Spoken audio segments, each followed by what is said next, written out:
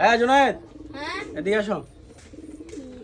তো দোকানে বসে আছি, পেটে অনেক ক্ষুধা। জুনায়েদ অন্ত যাও তো, বাইরে একটা চিপস ছিঁড়ে খাওয়াও। ওই যে এখানে, এই যে, এডি হ্যাঁ ওই যে কতটুকু। তো দোকানে বসে আছি, পেটে অনেক ক্ষুধা।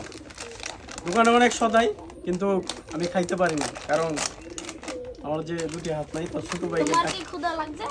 হ্যাঁ, বিসমিল্লাহির রহমানির রহিম। তুমি খাও, খাও, না খাও।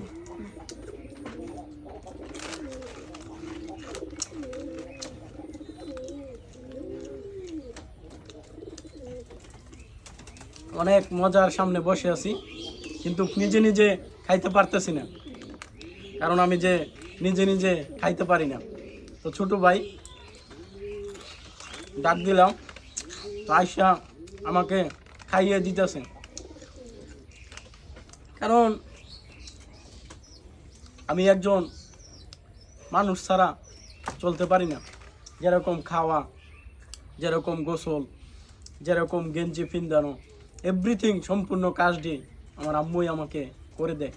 তো দোকানে বসে থাকি, মাঝে মধ্যে আম্মু কাজে ব্যস্ত থাকে, তো যার জন্য এরকম কিছু ছোটো ভাই মাই আছে, ওদের দিয়েই আমি খাওয়া দাওয়া করি।